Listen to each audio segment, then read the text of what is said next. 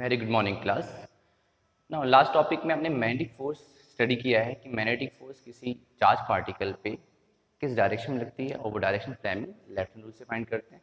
और magnetic force कब लगता है? जब कोई चार्ज पार्टिकल किसी एक्सटर्नल मैग्नेटिक में मूव करता है। ना आज को जो टॉपिक है different types of path travel by the charge when moving in a external magnetic field. Different types of path,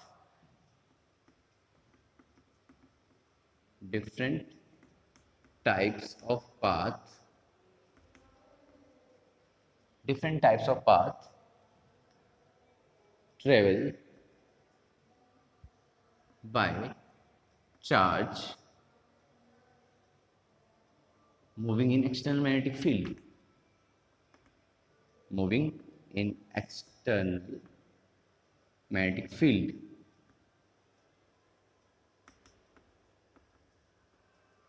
ये डिफरेंट टाइप्स ऑफ चार्ज जो है, पाथ जो है वो ट्रेवल करेगा एक चार्ज जो कि एक्सटर्नल मैग्नेटिक फील्ड में मूव करेगा। तो फर्स्ट आ जाते हैं, स्ट्रेट लाइन मूव करेगा और कब मूव करेगा? स्ट्रेट लाइन तब मूव करेगा जैसे आपका ये है मैग्नेटिक फील्ड बी वेक्टर और मैग्नेटिक फील्ड के अलोंग कोई चार्ज पार्टिकल यानी वेलोसिटी वेक्टर उसी डायरेक्शन में है या उसके अपोजिट डायरेक्शन में है, तो चार्ज जो है वो सीधा जाएगा ऐसे कैसे, ओके, स्ट्रेट जाएगा। क्यों? क्योंकि थीटा 0 इस केस में और 180 होने पे क्या होगा? जो फोर्स होता है F is equal to Q V B sine theta होता है। ये फॉर्मूला क्लास 10th में नहीं था, आपके 12th में, बट 10th में भी आपको मैंने बताया है कि ये बस फॉर्मूला याद रखें, इससे आपके बहुत सारे कंसेप्ट क्लियर हो जाएंगे। तो force depend on the charge, velocity, magnetic field और साइन एंगल क्या है। क्लास 10 में ट्रिग्नोमेट्री आपने स्टडी किया है तो वो आप 10th में भी अप्लाई कर सकते हो, तो आपके लिए 10th क्लास में भी ईजी है। तो यहाँ पे थीटा 0 रखेंगे, 180 रखेंगे, तो फोर्स जब 0 होगा तो इसके लिए फोर्स 0 होगा क्योंकि साइन 0 0 होता है और साइन 180 0 होता है। इन दोनों केस में फोर्स 0 होगा तो क्या होगा? चार्ज सीधा सीधा निकल जाएगा बिना किसी फोर्स के, डिफ्लेक्शन नहीं होगा, यानी मैग्नेटिक फोर्स नहीं लगेगा तो सीधा चला जाएगा। तो ये स्ट्रेट लाइन पाथ हो गया। Now next, circular path.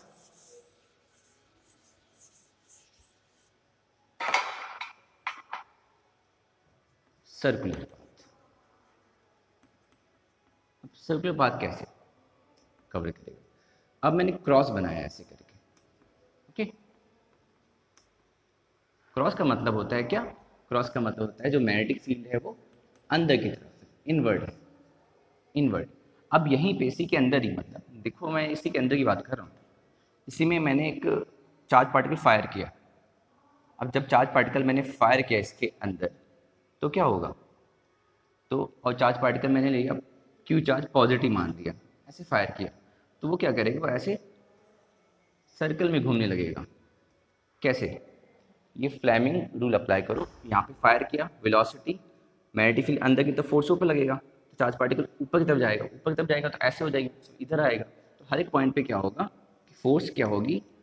इस पॉइंट पे वेलोसिटी ऐसे है, फोर्स इधर, वेलोसिटी ऐसे, फोर्स इधर, क्योंकि फ्लेमिंग रूल ये कहता है कि मैग्नेटिक फोर्स हमेशा परपेंडिकुलर लगती है, जिस वजह से क्या होगा? परपेंडिकुलरली लगेगा और ये सर्कल में घूमने लगेगा। और ये नेगेटिव चार्ज होता तो इसकी डायरेक्शन इस तरह नहीं होती, सर्कल में इस तरह होती। यानी अगर पॉजिटिव चार्ज है और मैग्नेटिक अंदर की तरफ है तो एंटी क्लॉकवाइज सर्कल बनाएगा, और नेगेटिव चार्ज होता तो क्लॉकवाइज सर्कल बनाता। इस रूल से आ जाता आपका ना। अब सर्कुलर पाथ में ही दूसरा केस ले लेते हैं, वो सेमी सर्कुलर पाथ हो जाएगा। कैसे? कि अगर ये क्रॉस मैग्नेटिक फील्ड है सिर्फ इतने रीजन में और चार्ज बाहर से एंटर कर रहा है, बाहर से आ रहा है, यहाँ मैग्नेटिक फील्ड नहीं है, तब वो ऐसे सेमी सर्कल बनाएगा और सेमी सर्कल बना के बाहर आ जाएगा। तो यानी बाहर से आएगा तो सेमी सर्कल बनाएगा, अंदर है तो सर्कल बनाएगा, ओके। और नेगेटिव चार्ज होता, ये प्लस है, और नेगेटिव चार्ज होता तो क्या होता?